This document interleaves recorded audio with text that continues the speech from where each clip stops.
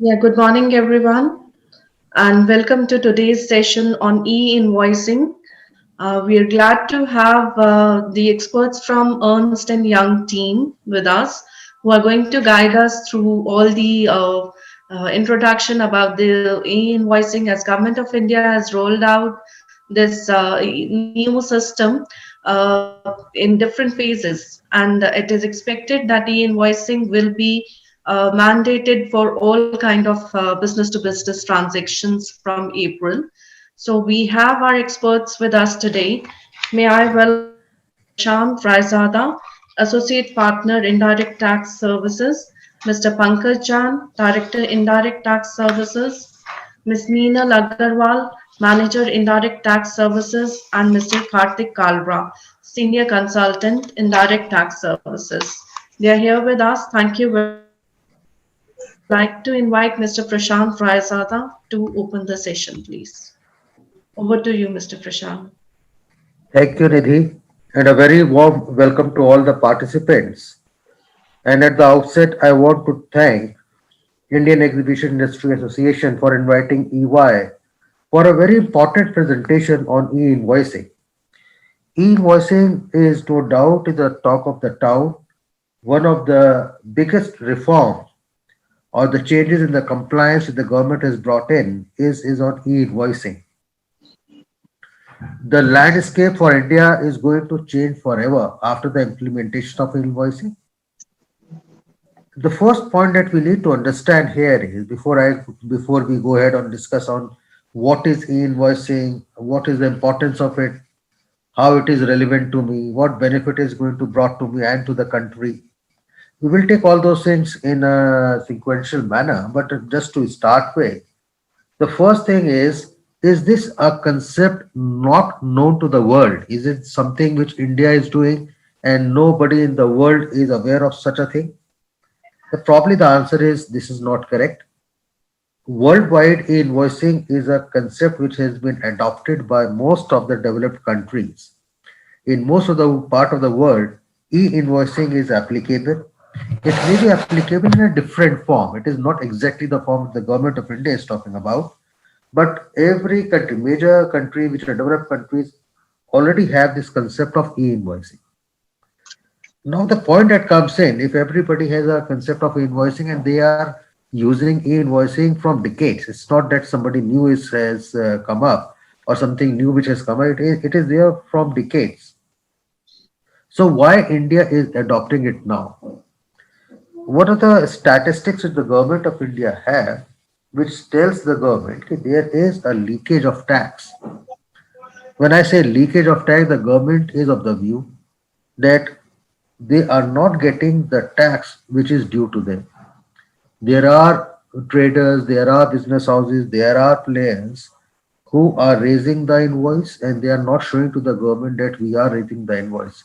In other words, they are not paying the taxes. And that is the precise reason the government is worried why we are not getting the taxes. And one of the ways to stop it is through e-invoicing, to have a better control as to how the people are invoicing. Can I have the agenda, please, if you can shift the slide? Yeah, thank you. Now, having said so, what we are going to do now is we will be talking about e-invoicing. What does this concept of e-invoicing is all about? Why it is known as e-invoicing and what the government is asking us to do.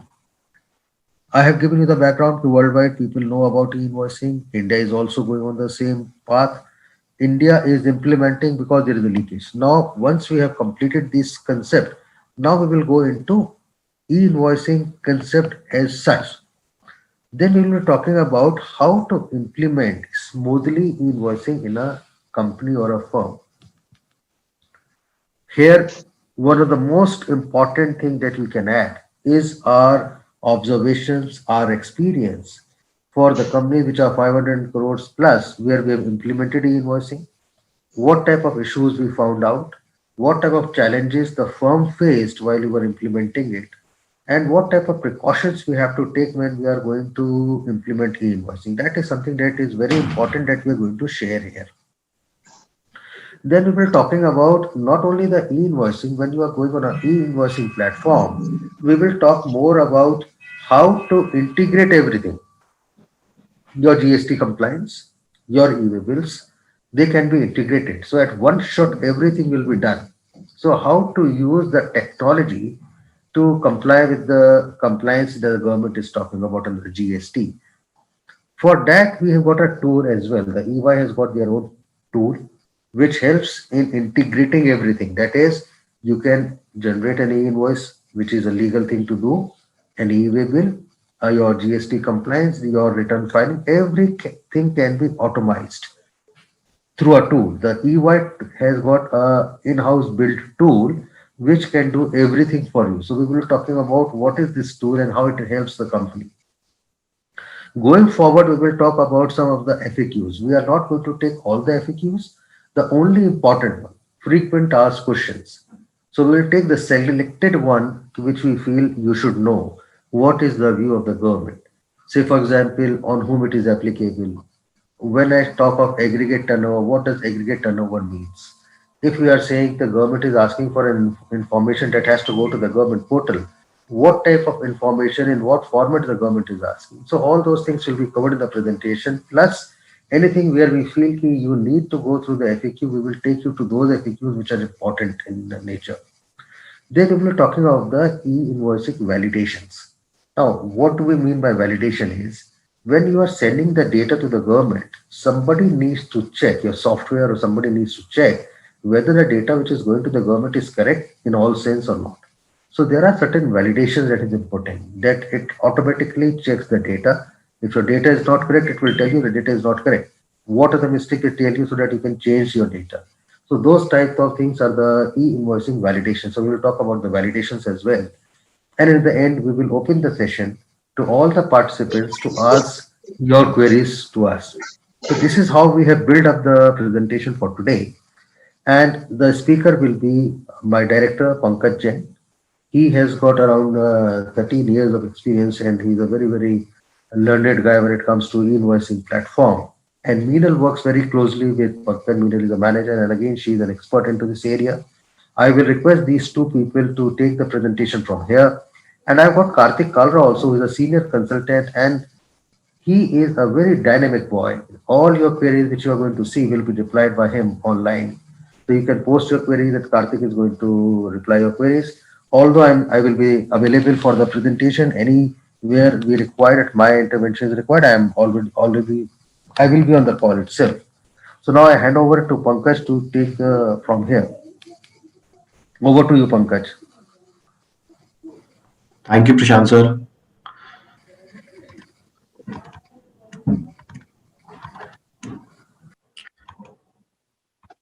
So, once again, a very warm welcome to everyone and wish you all a very happy new year. I hope this year 2021 will bring a joy and happiness and will relieve us with the pain and sorrows which we have in 2020. With this note, I want to start about the e-invoicing and we'll go into the nitty-gritties to it. And at the outset, we'd also like to thank Indian Exhibition Industry Association along with Ms. Nidhi for taking up the pain to set up this session as a workshop for us. When it comes to e-invoicing, so can you go to next slide, please?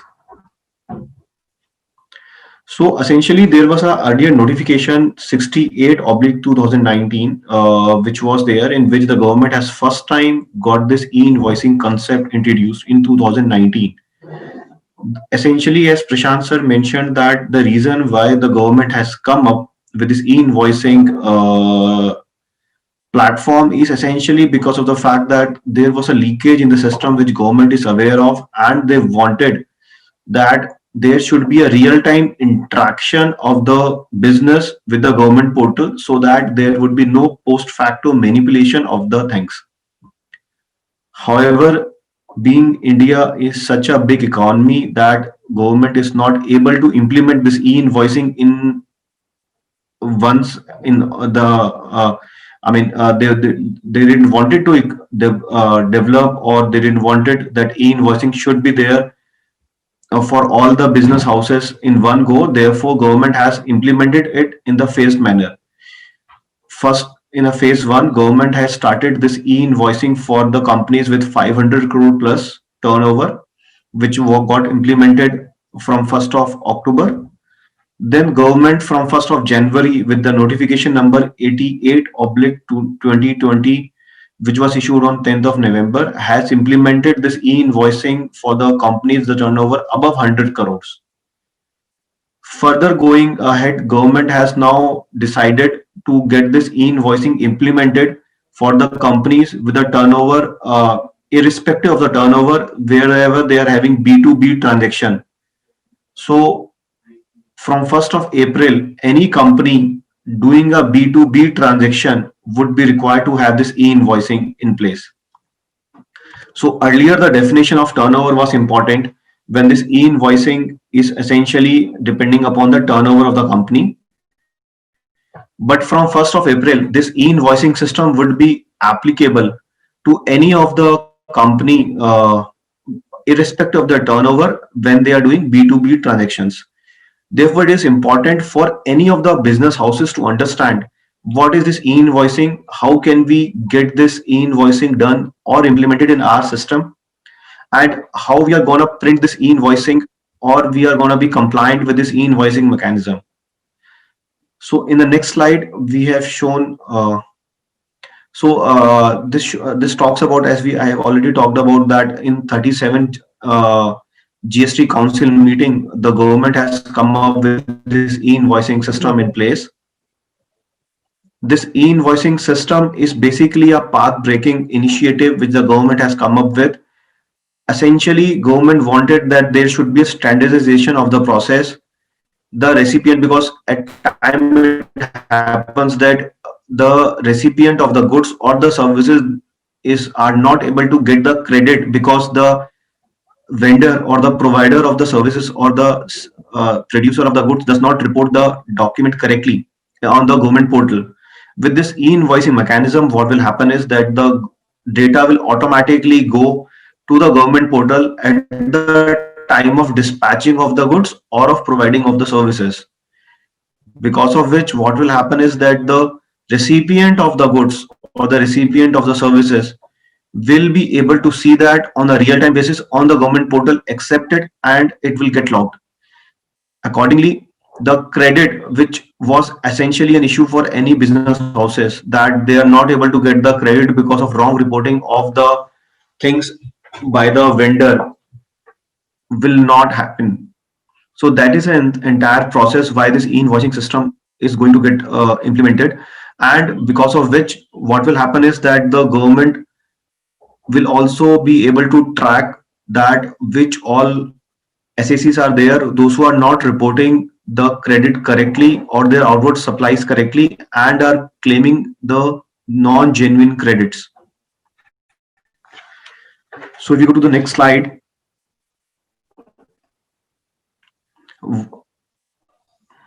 yeah. So what we have done is, for the ease of understanding, we have divided this entire e-invoices process into some specific steps. So now, what is e-invoicing? As we discussed, that e-invoicing is something wherein we would be reporting the real-time documentation or the real-time attributes of the invoices on the government portal. Government portal, which is the IRP invoice registration portal, will provide us the QR code and the hash code, which is a signed invoice copy, back to us, which is to be printed on the invoice itself. So this is the entire process. This is all about the e-invoicing. So e-invoicing is nothing like that government will be issuing the invoice on our behalf. It is like we would be providing the data to the government portal, and government will be validating that, and then the government will issue us back the QR code and the IRN number. Now, whom does this e-invoicing will be applicable? E-invoicing would be applicable for the companies from 1st of October 2020 for the company those who are having turnover above 500 crores, from 1st of January 2021 for the companies those who are having a turnover above 100 crores, And for any company who is doing B2B transaction from 1st of April 2021. So any company having a B2B transaction from 1st of April 2021 would be having this e-invoicing applicability. Now, what is the process of e-invoicing? The process of e-invoicing is like we would be providing the data to the government portal. Government portal will be generating the IRN number and the QR code and sending the data back to us. So this is what the e-invoicing process, this is how the e-invoicing process will happen. If you go to the next slide. So when I talk about e-invoicing, and I was also talking about B2B, but there is also a concept of B2C e-invoicing. Actually, B2C, in case of B2C, this is applicable only for the companies having a turnover of 500 crore plus. In this, what the government is saying is that if you are having a B2C transaction, it is not required to have an e-invoicing, but the company needs to provide the dynamic QR code on the invoice for the digital payment. So if we are going to the companies like Shoppers Stop, McDonald's, so these are the companies, those who are having the turnover above 500 crores, they are required to print the dynamic QR code on the invoice. While on the e-invoicing, there would be a QR code, but that is a static QR code. Now, what is the difference between a dynamic QR code and a static QR code?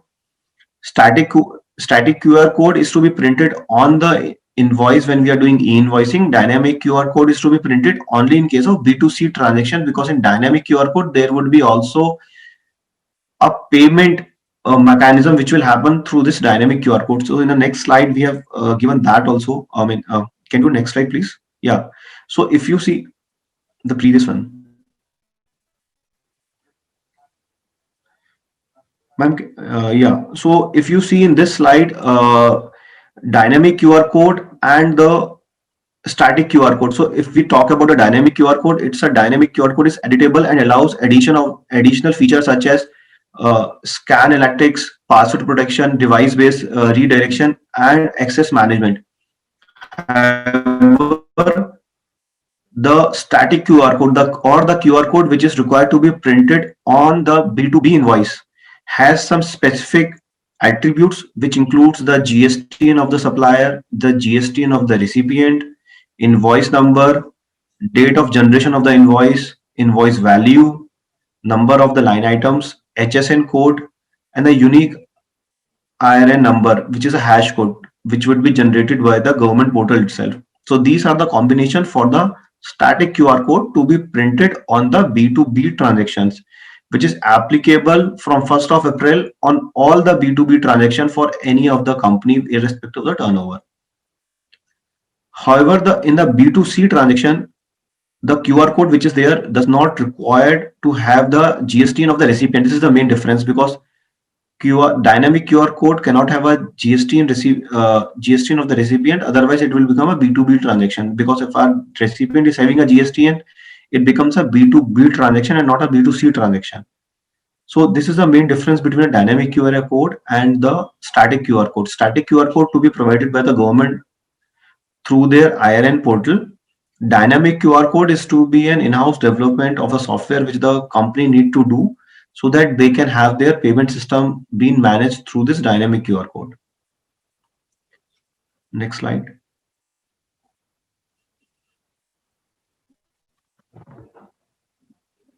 Yeah, so now it is also important to understand which are the documents on which we have to issue this e-invoicing. Is it only the invoice? So no. So we have plotted some of the documents, transactions, and some of the variants, and we have discussed that whether the e-invoicing applicable onto which transaction in a tabular format for the better understanding. So if we are doing an invoicing for a B2B transaction, yes, the e-invoicing applicable. If we do invoicing for a B2C transaction, is the e-invoicing applicable? No, the e-invoicing will not be applicable. It would be a dynamic QR code which would be applicable. If we are doing intrastate B2B supplies, so is the e-invoicing applicable? Yes, the e-invoicing will be applicable for the intra-entity supplies also. Suppose if I have a branch in Delhi and also have a branch in Mumbai, if I'm transferring the goods if I'm doing a stock transfer, so whether it is applicable, yes, e-invoicing will be applicable on the branch transfers also. For a debit note and credit notes, would the e-invoicing be applicable? So in an industry, there are two type of debit notes and credit notes. One is that debit note and credit note with the taxes, which we report in GST. One are the debit note credit notes, which are the financial or a commercial debit note credit notes. So wherever there is a debit note or credit note to be reported in GST returns, which are with taxes, so in those we would be required to do a e-invoicing. In respect of RCM transaction, where it's a B2B transaction, yes, we have to do e-invoicing. Uh, yeah. For self-invoicing, we don't have to do any invoicing. For delivery challan, we don't have to do any invoicing, whether it is for outward transaction, whether it is for sales, or whether it is for job work. With respect to invoicing to be done to the government and for export transactions, we have to do this e-invoicing.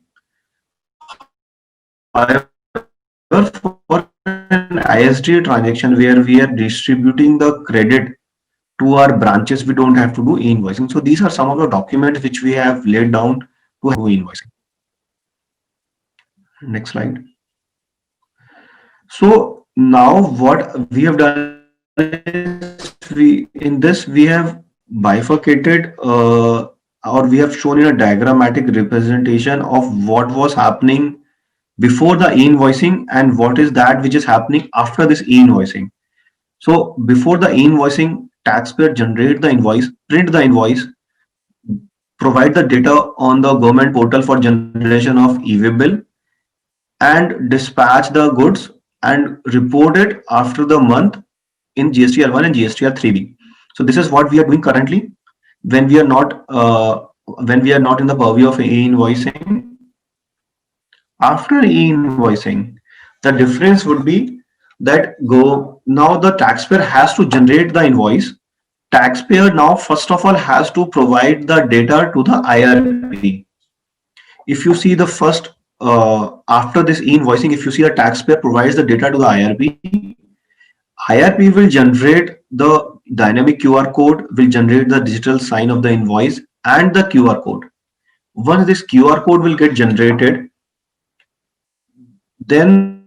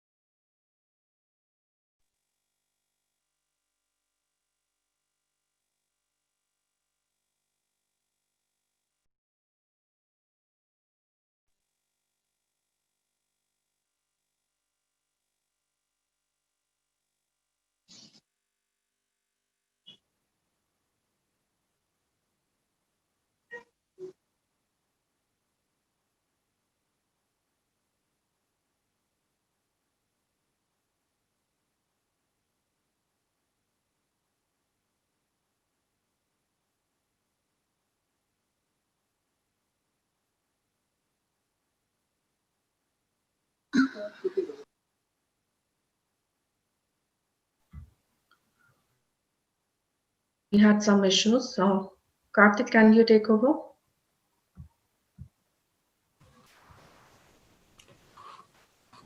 Yeah, hi everyone. This is Meenal. I think Pankaj is having some technical issue. By the time he rejoins, I'll just continue with the session.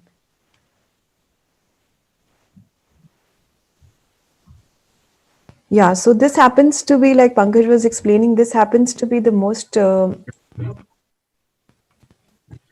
sorry, there was some technical issue because of which there was I was out of the meeting. Yeah. So basically, now after this e-invoicing, am I audible? Yes, Pankaj, you are. Probably you can try switching off your video in that case. Yeah. Thank you. Yeah. So basically, with respect to e-invoicing, now in the current process, the taxpayer has to generate the invoice, then has to transfer the data from the invoice to the government portal. Government portal will issue the QR code and the IRA number. That IRA number and QR code is required to be printed on the invoice. After that, the taxpayer has to generate the e-way bill and then dispatch the goods.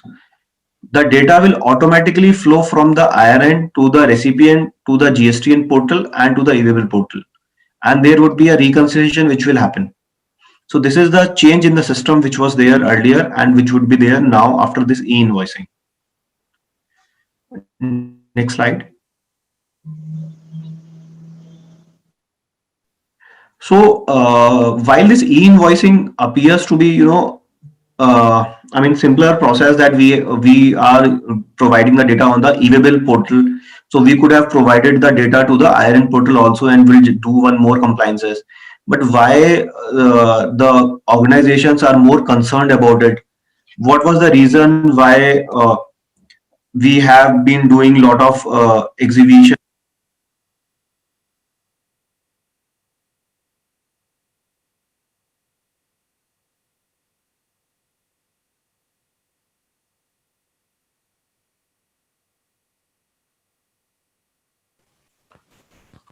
Pankaj, we again can't hear you.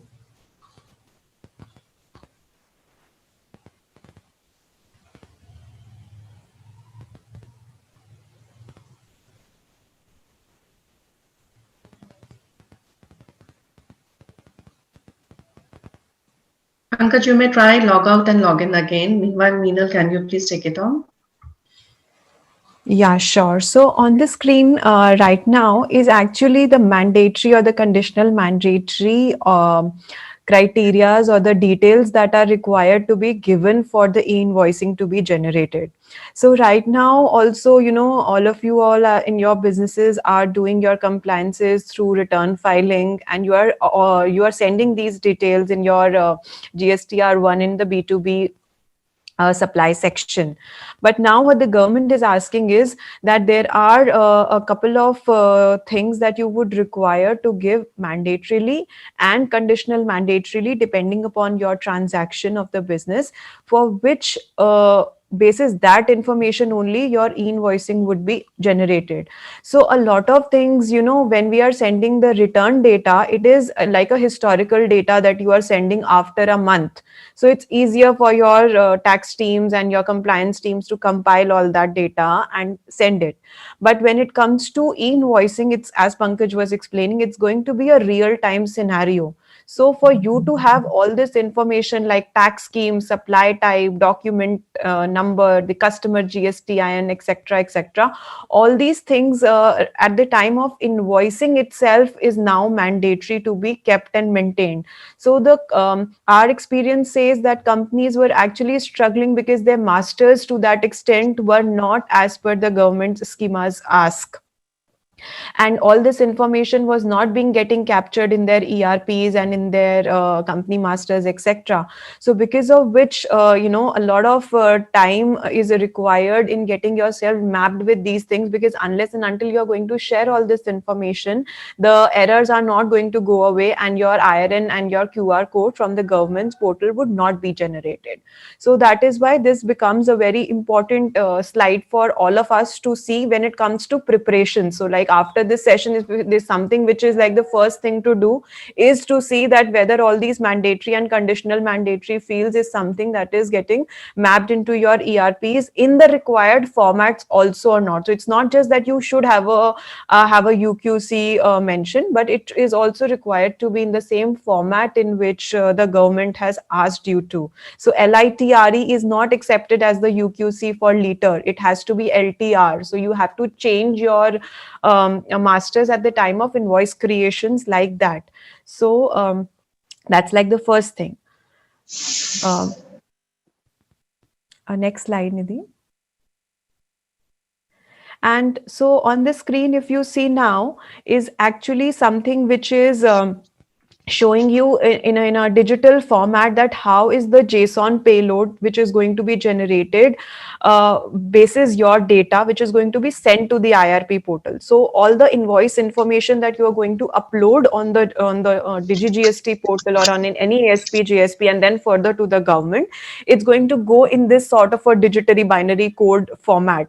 So whatever basis you are going to choose for connectivity, whether it is API, SFTP, web upload, which we are going to discuss in detail in the next slides also, you are then going to get a response which is like this on the screen.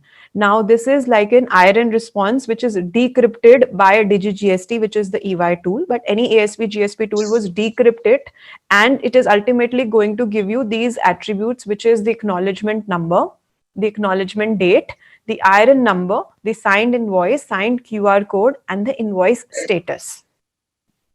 And this is ultimately going to be converted into this QR code from a string to an image through the softwares. And this is so this is like a normal QR code which Pankaj was trying to explain you. And if you just scan through, even if right now any of your members, any of the participants are having any mobile app handy through which they would want to scan this QR code, they can try scanning it, and it is going to give you a similar output which is there on the right side of the screen, which is basically talking about information like the seller's GSTIN numbers, the buyer GSTIN number, the document number, which is going to be your invoice ERP number, the document type, which is like INV, which is invoice.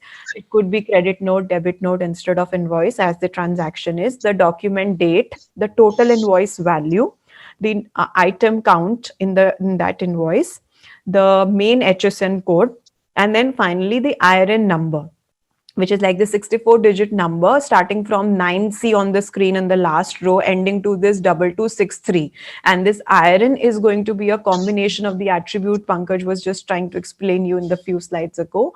So that's how the QR code is going to capture. And this is like a sample invoice on the screen, which is having on the right side this QR code, and is also having the IRN number, acknowledgement number, date, etc.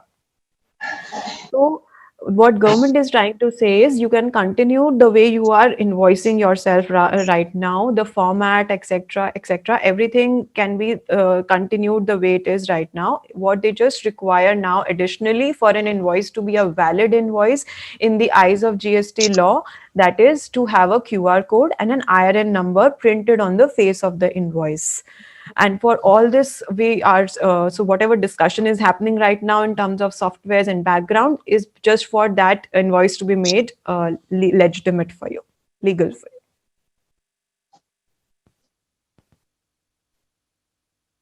Now, as we have been discussing so far, that now your businesses, you have to be very, prepared for issuing these invoices so that your invoice becomes a valid invoice. Similarly, there could be possibility that you might say that, okay, I am not. Similarly, there's a possibility that you have to pay attention on the invoicing part from a procurement perspective also. So for example, maybe you are purchasing, even right now also there is a possibility that you may be less than 100 crores. So on your outward side, maybe it is not mandatory for you to issue an invoice till the time of 1st of April. But there is a possibility that you are procuring from goods or services from a vendor who is actually falling into this bracket of more than 100 crores of a turnover. And if you are taking any invoice from them for any input goods or services, and if they are not issuing you an invoice with a QR code and an IRN number, so your invoice basis which you are going to take that input tax credit is also non acceptable as per the GST law. So all the more important is from the procurement's perspective also for us to see whether our invoices, our vendors through which we are taking any goods or services are falling into the bracket of more than 100 crores as of now also or not. And accordingly, we have to see whether their invoices are having this QR code and IRN number or not. So from a procurement perspective, if we understand the impact of e-invoicing coming in the picture, so you see on the screen, we have just very in a graphical way tried to explain you what is happening before e-invoicing and what is going to change after e-invoicing comes in picture. So before e-invoicing, you see there is the vendor is there who's issuing you an invoice, and you are just verifying whether the same information of that invoice with the PO and other GST related details which are required mandatorily as per section 16 are mentioned on that invoice or not.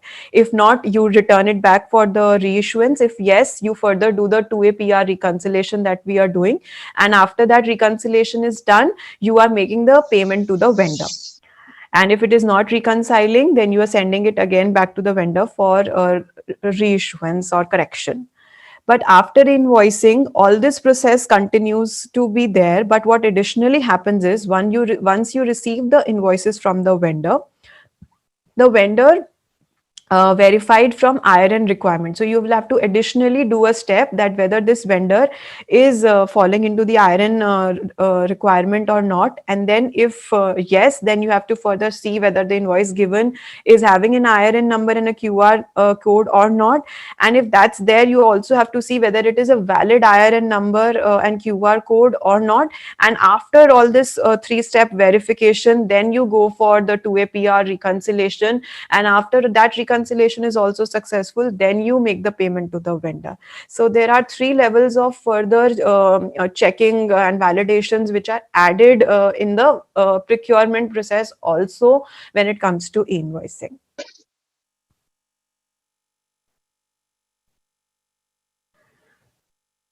So likewise, you have to make changes in your accounts payable process also post e-invoicing is coming into the picture. And this is something I would say that you have to take care even today. So the outward side may be for a lot of you may be applicable after April onwards. But from the procurement side, you have to make these changes. You have to keep sending and keeping a watch that your vendors might be, being falling into this bracket of more than 100 or 500 crore companies. So all these changes you need to bring in your accounts payable process. And just to add on to it, what Meenal mentioned, that this is an ongoing process. And if you see, there would be the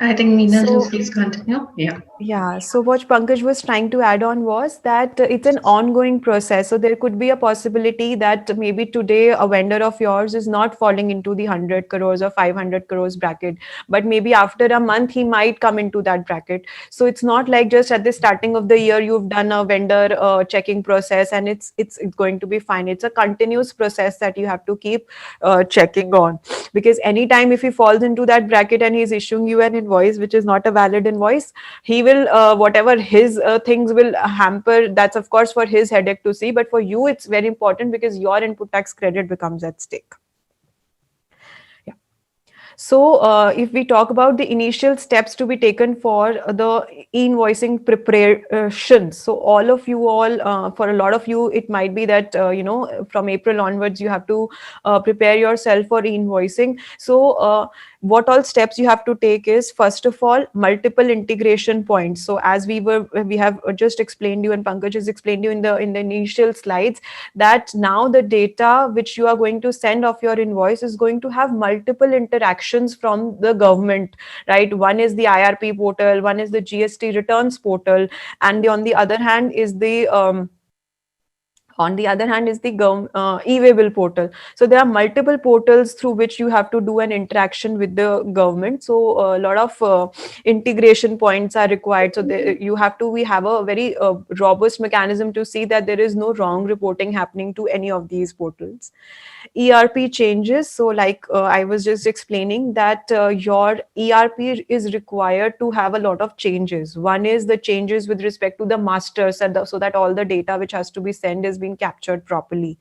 Then is the changes in the invoice templates, because you have to make space for the QR code and the additional IRN details, etc., which is required on your templates.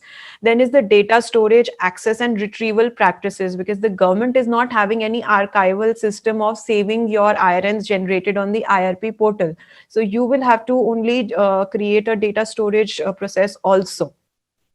And also there is going to be a need to align for the reverse feed of the data. So not just sending of the data you have to prepare yourself, but also receiving of the data, that how will you receive back the payloads from the government side in the form of JSONs, which are going to have this IRN and QR code coming back from the IRP portal.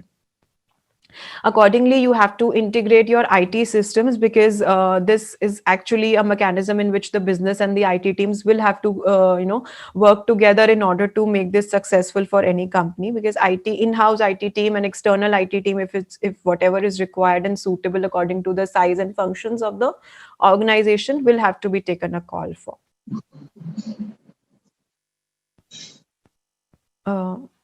Didi, still, yeah. And accordingly, the business processes needs to be, remanaged, and control mechanisms will have to be aligned for them also, because as we mentioned, this is going to be a real-time automated thing that's required for you to issue to your customers.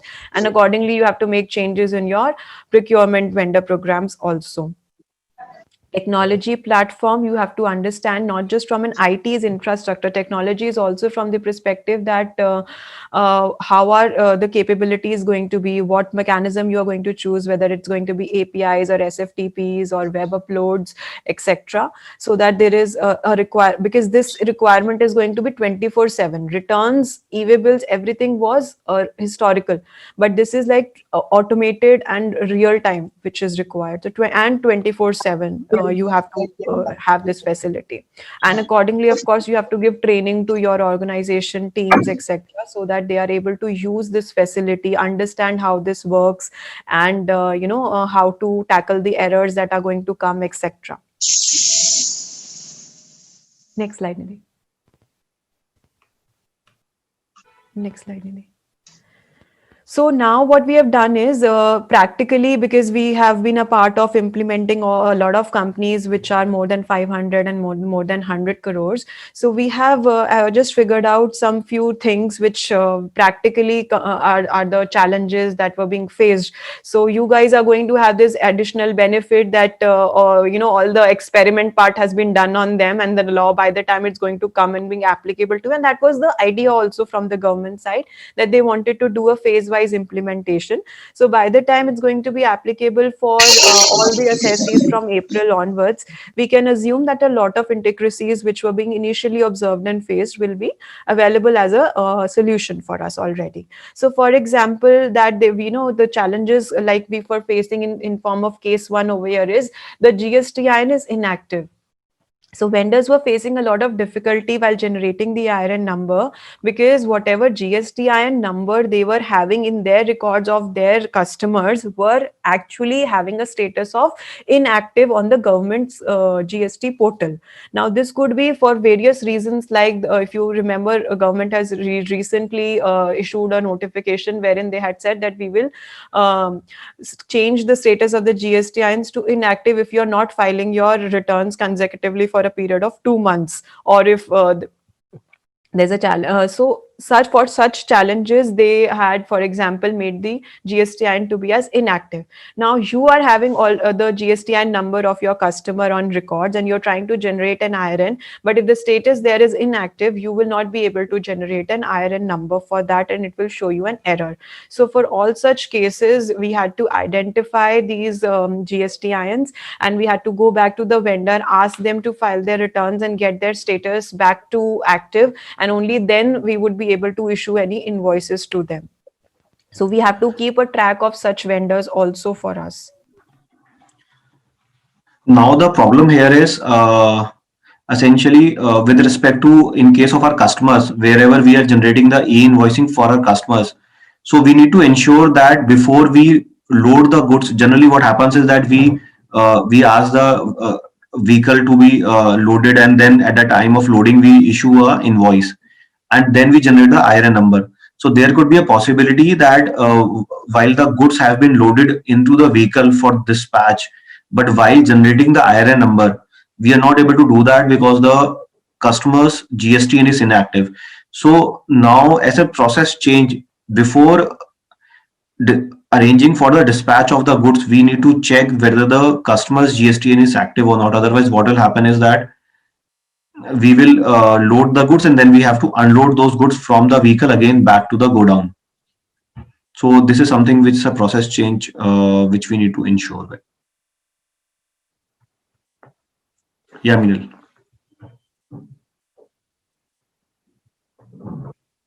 Okay, so when we talk about cancellation of IRN, so a lot of you might be having this question in mind that what if we have generated an IRN, if we have sent the invoice details and by mistake there was a mistake into it, an error to it, or it was wrongly sent or whatever, then can there be a possibility of cancellation of that IRN also? So yes, there is a possibility that you can cancel an IRN, but there are some conditions to it. One, you can only cancel an IRN within 24 hours of its generation. If that's if 24 hours are gone, then there is no possibility of canceling an IRN. Further, even within 24 hours, if further to that IRN an e-way bill is also generated, then you would have to first then in such scenarios e-way bill first, and then you'll have to first cancel the e-way bill, and then only you will be able to cancel the IRN. So in order to cancel such IRN, vendor would be required to cancel the e-way bill first, and then only they can cancel the IRN. So IRN can be cancelled within 24 hours, but an e-way bill is generated, first cancel the e-way bill, then only you'll be able to cancel the IRN. And in case after 24 hours you want to cancel, then you cannot cancel, but if you have to make any changes, as Pankaj explained in the first slide, the data will be flowing from the e-invoicing portal to your GST returns portal also. So whatever changes will have to be done will have to be then done at the time of filing of your GSTR1 after 24 hours if you have to make any changes. Another example was case number 4. If you see, like I was explaining you what all issues you have to be prepared in terms of masters. So for example, in case your company is issuing an invoice and an invoice number series that you follow, your document number or your invoice number starts with either a 0 or a slash or a hyphen. So in all such scenarios, your IRN number will not be able to be generated, because this is the government validation that they will not accept a document number which is starting from 0 or a hyphen or a backslash. So you have to accordingly change your document number series management also. Then is this limit of the line items. So the government has right now put up a limit of 1,000 line items maximum that should be there in a single invoice which you are sending for IRP generation. So if any company is having one invoice with more than 1,000 line items, they will probably have to break it into two parts and then send it for the IRN generation.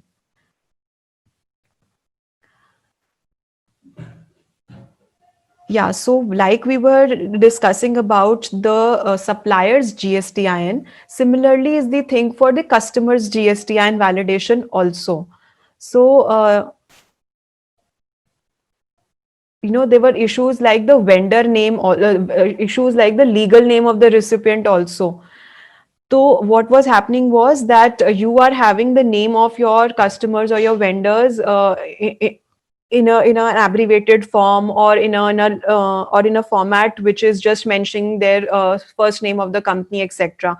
But that legal name should be matching as per the GST records and as per the PAN cards of such recipients. So otherwise also there will be an issue of showing an error, because it will not match up by the legal name as per the GST records, and so it will again show you an error.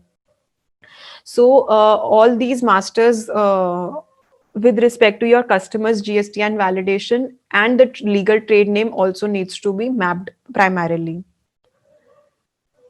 Then is the size of the QR code. So a lot of questions were being asked that what should be the size of the QR code on the invoice, because every company was having a different format of their invoices. So they wanted to understand that what should be the size which we should allocate for a QR code image to be there. So the government clarified that there is no specific size specification that they are giving. All they mentioned was that the QR code printed on the invoice should be readable by a standard mobile device, and should be easily scannable. So like the size we just showed you on a few slides ago. So any app that you are using should be able to scan that QR code, and if that's possible, then that size is acceptable. Yeah. Yeah, so this particular image that you have seen, it was scannable, readable. So there is no size mentioned. It's just that whatever you are putting on the invoice should be scannable and readable by a mobile app. Amendments to the invoice have already discussed. And next slide, Nidhi. So like case 12 you see is another validation that you have to be preparing yourself when we are talking about the master validations is the pin codes to be validated. So you know what was happening was that for a lot of vendors, for a lot of customers, we were having the pin code as the customer's address was from the state of Delhi, but the pin code belonged to Haryana, Gurgaon, or vice versa.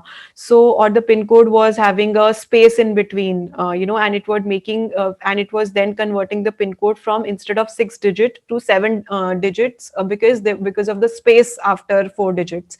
So all such things were creating errors, so those masters would be required to be changed for the successful generation of an IRN number, that your pin code should belong to the state and it should precisely be of 6 digits only, with no spaces etc in between. So these were broadly the practical scenarios which we faced, which we thought we should be telling here in advance, because these were the issues those companies realized at the time of their UAT testing, or when they were on the last stages of testing of their IRNs, and then they got failed, and then they realized that these were the issues.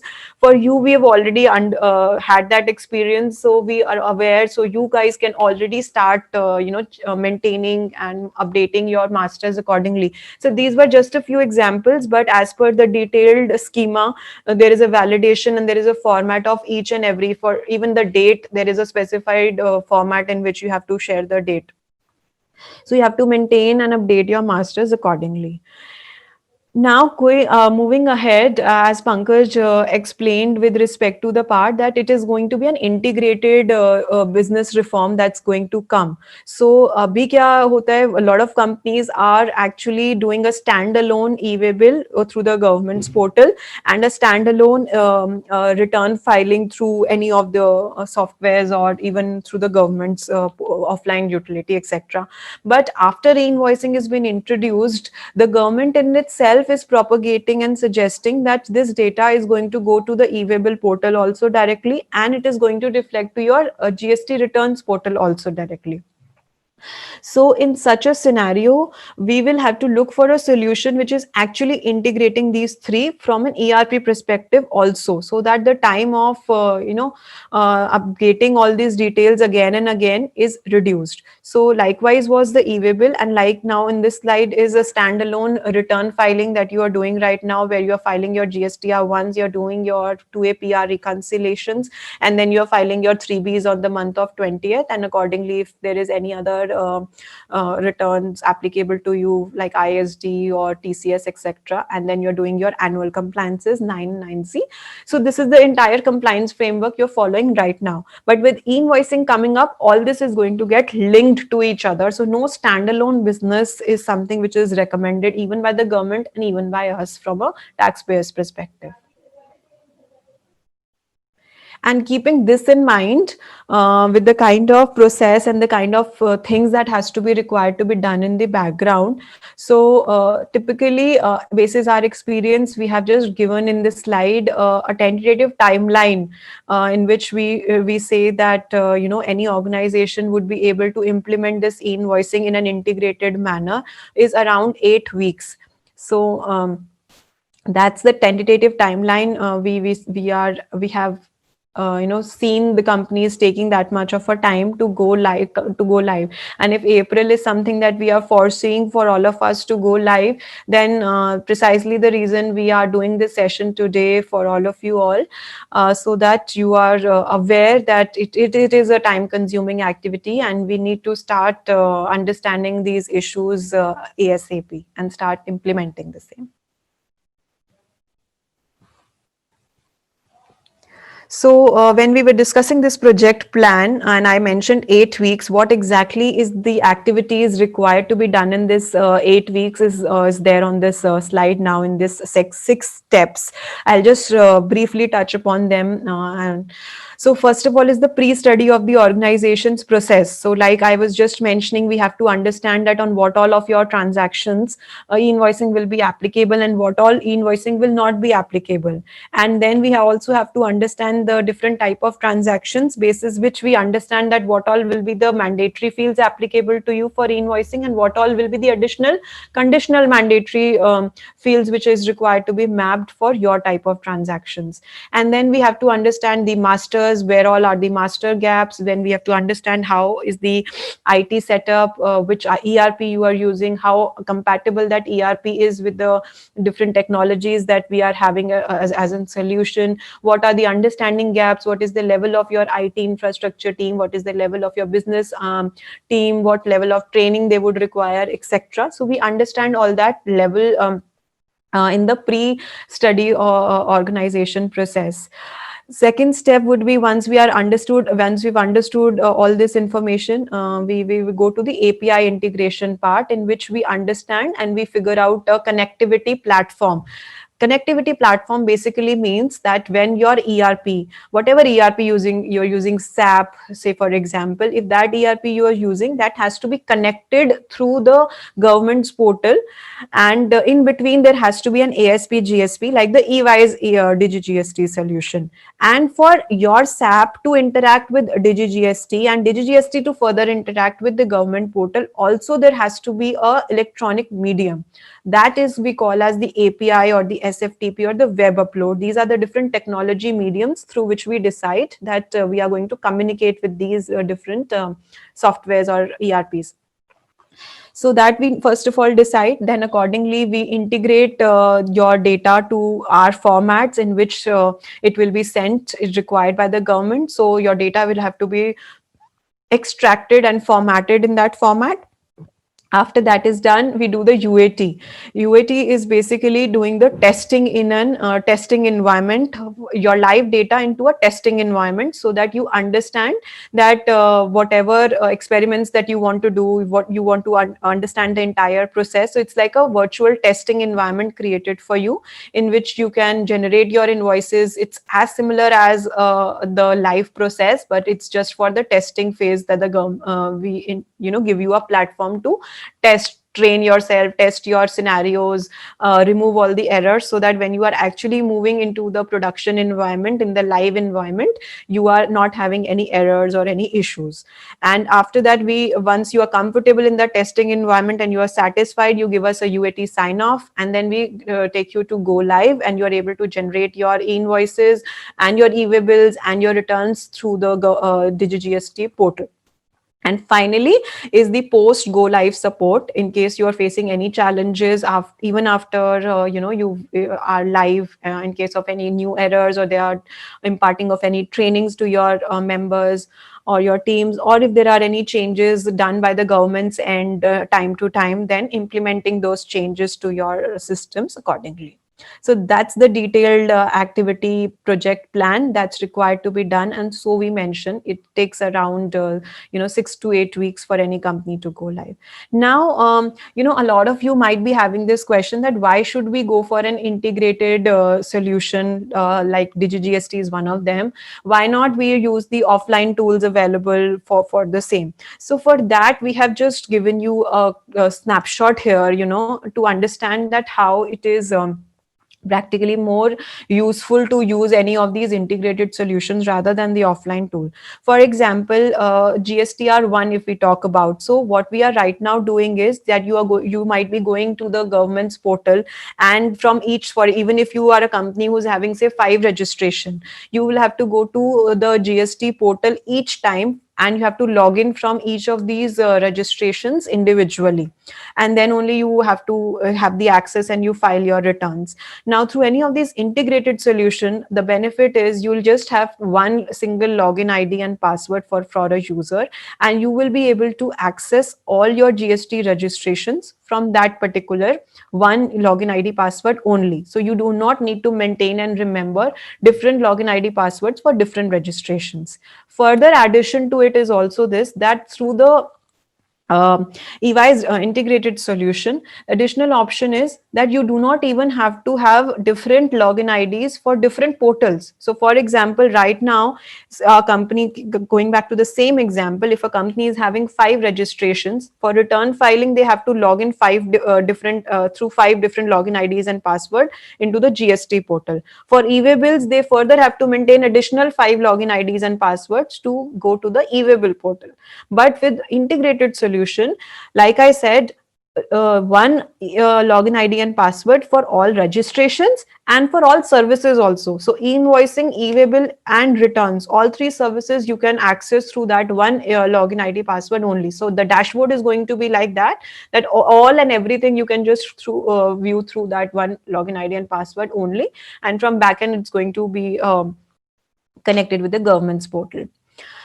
And again, so when you're filing, back to the same slide. So when you're filing your returns right now, the HSN summaries and data that you have to additionally manually prepare. But with integrated solution coming in frame, the HSN summary is prepared automatically through your B2B and credit notes data. Right. Further, any errors, if they are reflecting in your offline filing of your returns right now, is a task. You have to understand the error, you have to download the JSON, you have to convert the JSON into Excel, make the changes, then again convert it and upload it. But with the integrated solution, things are very simple there. Your errors are shown to you in a very easy way, in which you are able to understand in which column and in what formatting there is an error. So there is very clear-cut error identification. Otherwise, you have to identify where is the error. But with the integrated solution, they will highlight and tell you, okay, the error is in this particular row and because of this reason. So that ways it becomes easier. Another very important thing, which is a very, very important factor for using an integrated solution rather than an offline tool, is with respect to reconciliations and archiving. So reconciliation, as I mentioned, is one of the very important tools for us to understand. Already we are getting notices from the government because of the 2A 3B reconciliations, GSTR 1 3B reconciliation, and GSTR 1 and e-way bills reconciliation. But henceforth, now you're also going to get a notice with respect to that there is a mismatch in your e-way bills and your and your e-invoicing, or there's a mismatch in your GSTR1 and your e-invoicing. And so all this reconciliation is actually going to become a very, very tedious task. A person will throughout the month be just doing reconciliations if they are doing through offline tool.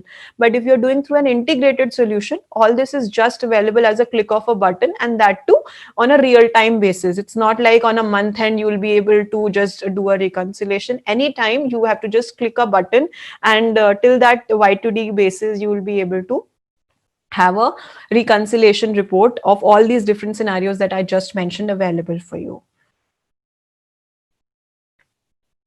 Like further in e-way bill right now, as I mentioned, if you're doing standalone things, so you're filing the same invoice level details when you're filing your returns, then additionally a person is logging on to the e-way bill portal, and then he's again entering all the details of that invoice, the customer's address, GSTI number, supplier address, GSTI number, HSN, etc., etc.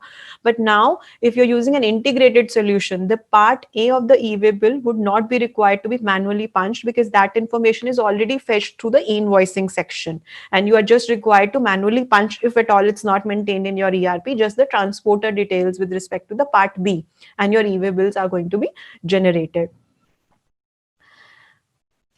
Now, even for your 2A, 2B reconciliations that you're doing, so the 2A download is a task. You have to go to each registration and you have to then click for the 2A extraction, and then one by one for each month it gets extracted into JSONs. You have to convert them into Excels, etc. And it's a very tedious and time consuming job.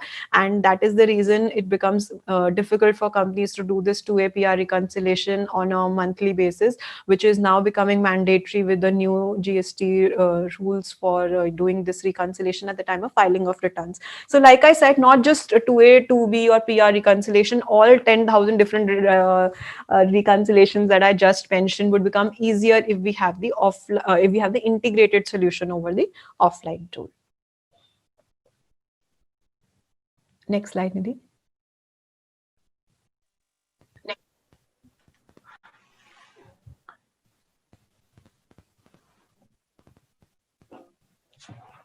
I think So in the meantime, just to add on to what Minal has mentioned, is basically since our business is moving so fast and we have to have all type of reconciliations in place, so it is important for any business to have an integrated solution which will generate the real time. There would also be a real time reconciliation which will happen between purchase registers and GSTR one versus your e-invoicing versus your e-way bills. So now what will happen is one number which would be given on a document by the ERP. On that number there would be one more of these three numbers should get aligned and reconciled, so that we will be able to file the returns, and in case there is any notices which will be issued in future can be answered accordingly to the department.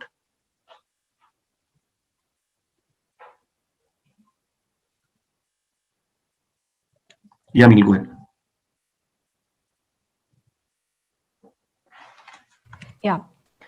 So likewise, because of these reasons, we would mention that there is a need for going up for this integrated solution. Like we've just discussed, no need to push the data multiple times. Reconciliations becomes easier to do if you have an integrated solution.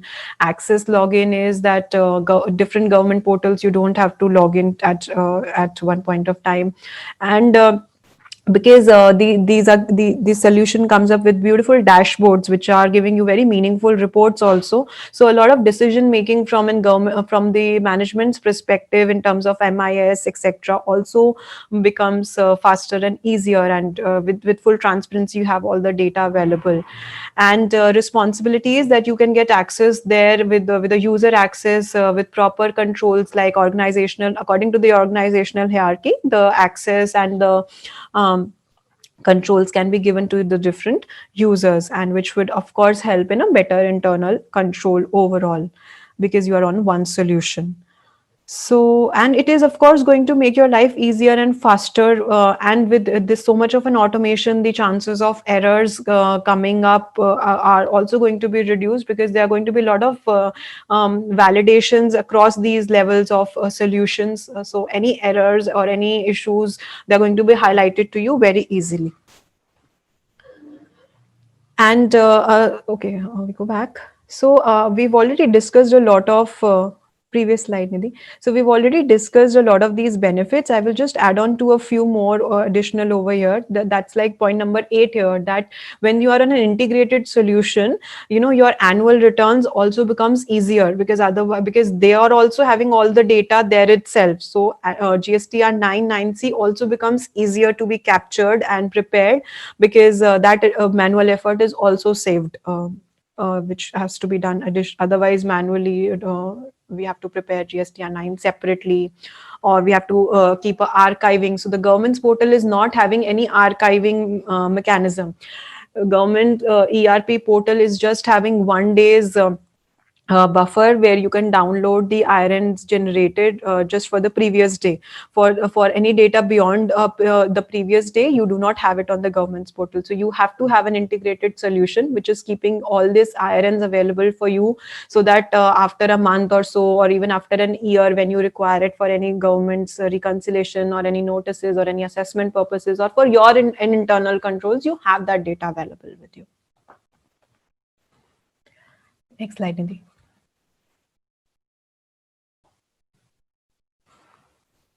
So this is again just a comparison with this, which is showing that how things are going to change from a revenue perspective from the pre and the post e-invoicing implementation flow. So we've discussed a lot of it already. I'll just quickly touch upon it. So for example, first of all, it says the mandatory attributes. So right now, the current process is just to see that as per Rule 46, whatever attributes are required to be mentioned on that invoice should be mentioned. Post e-invoicing, additionally, you have to have the QR code and the IRN also on that invoice.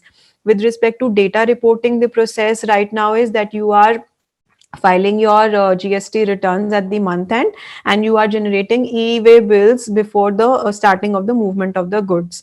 But now with respect to e-invoicing, it's going to be a real-time mechanism, which is wherein you have to generate these details at the time of invoice itself, and this is going to be applicable for service industry also. So service sector industry was just right now doing return filing. No e-way bills was applicable to them, but e-invoicing is applicable to them also now.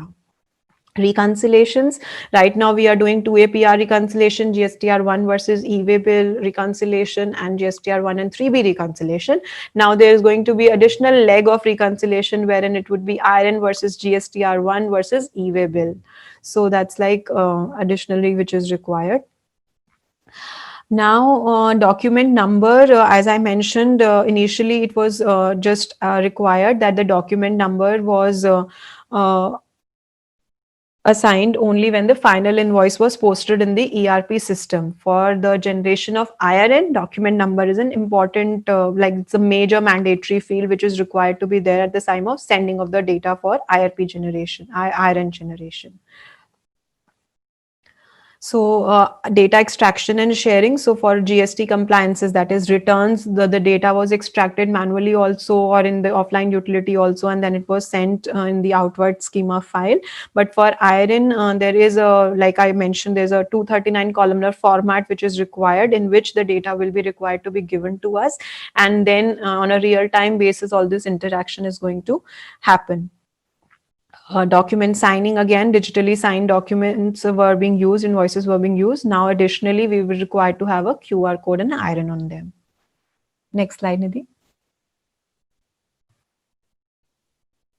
Modifications, we've mentioned that we could do the modifications on the GSTN portal, but with respect to the after the IRN flow, the modifications can be done through GSTR1, cancellations can be done within 24 hours, and after 24 hours, if any modifications have to be done, it can be done through the issuance of fresh credit notes and fresh invoices also. Cancellation we have discussed. I think rest of the things we've already discussed. Yes, we've discussed the rest of the things, so we can change. So now, till now, we've been talking about that what is the government's mechanism and how are the different processes going to change, what is IT infrastructure required, what business flow is required, etc. So, but as you must have understood by now that there is a very important role of a middleware who's going to actually allow you to interact with the government portal and your ERP. So for that purposes, we would just now want to spend another 5 minutes or 10 minutes to the EY's DigiGST solution. So DigiGST is the name of the tool which EY has built for supporting our clients for this integrated solution for invoicing, e-way bills and GST returns.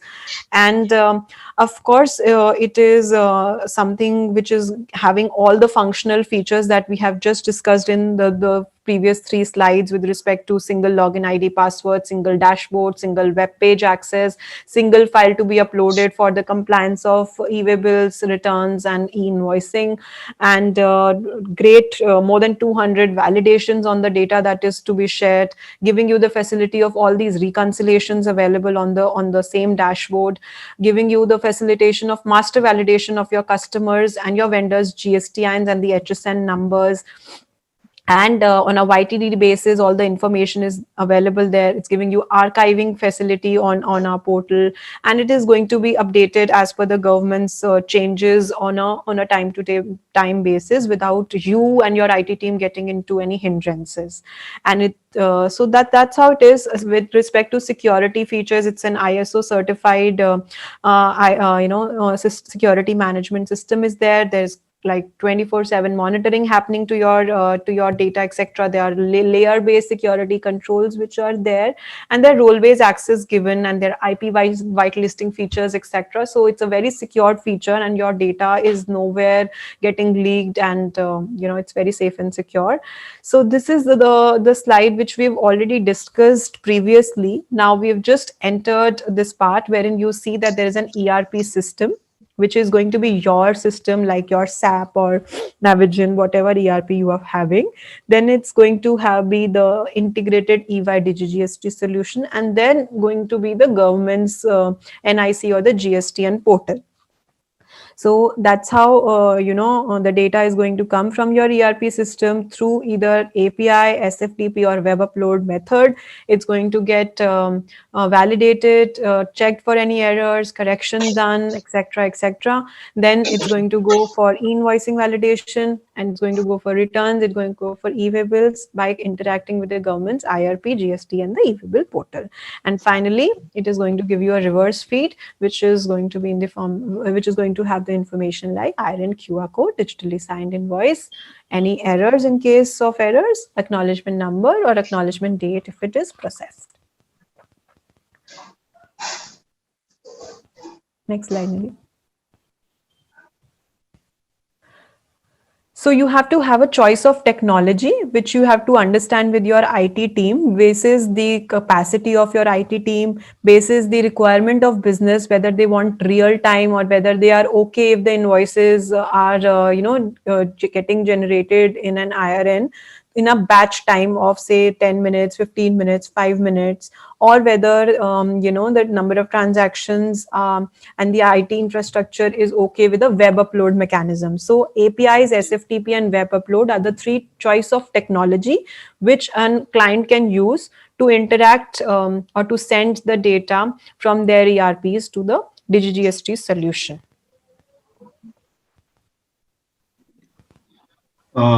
Since we have overshooted time, so shall we take up the question answers now?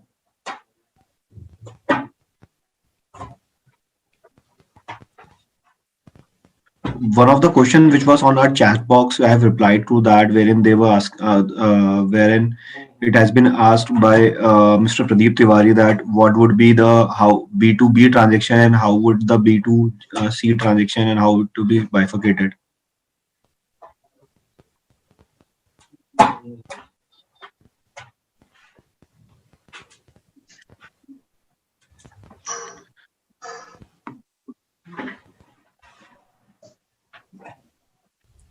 So another question is from Mr. Nagesh, wherein he is asking that once e-invoicing is applicable to all B2B transactions, can we claim GST credit on the basis of the GSTR 2A without having any physical invoice copy in hand?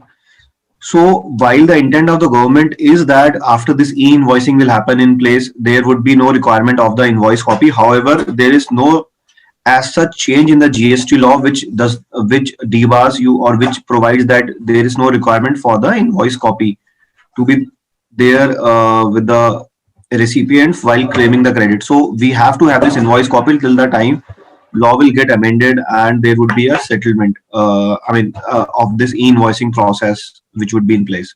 So it is recommended that we should have an invoice copy. We should also verify the data in the GSTR 2A and then claim the credit. Another question is from Mr. Pradeep Tiwari. how to handle export transaction if invoice and CN are raised in two different months with different exchange rate. So if the so basically with respect to the export transactions, when the invoice is being raised, it is a time when the shipping bill will be created and the let export order will also get created, and we have to report the same in our GSTR1 for claiming the export benefit. Subsequently, if there is a credit note which is to be issued, obviously that would be not a different exchange rate. In that case, we have to issue a credit note and we have to submit back the rebate claim if we would have claimed any.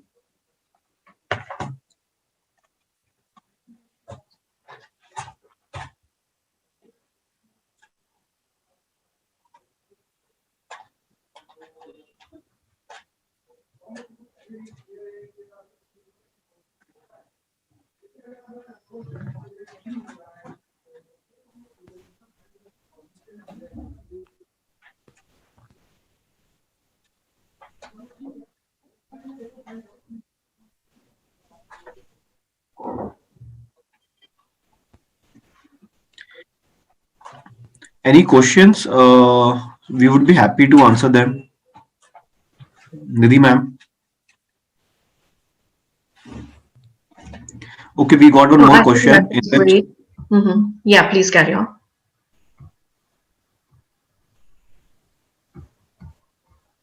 Please carry on.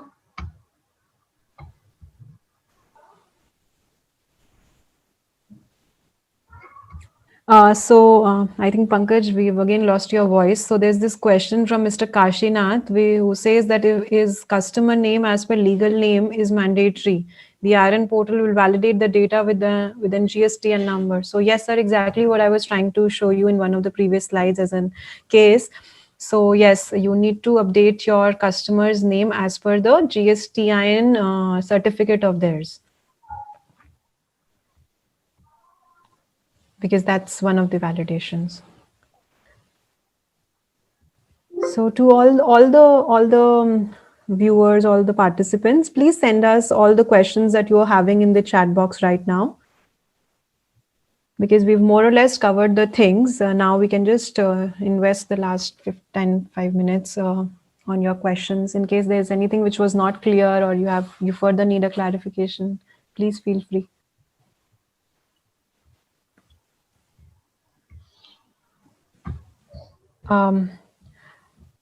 Nidhi, you can display the screen wherein our email IDs are there. So in case of any questions, if they have in future also, they can, So you can contact any one of us for any of your future queries also.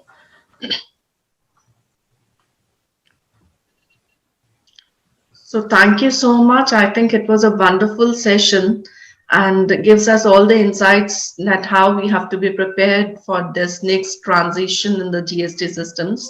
And some companies might already have fallen in under the purview of the same. So I think like it was really wonderful understanding all the requirements. Would like to thank all the experts from ENY and thank you all the participants. If you have any further questions, please do write to them or you may send your queries to us also and we can get them answered. Thank you once again.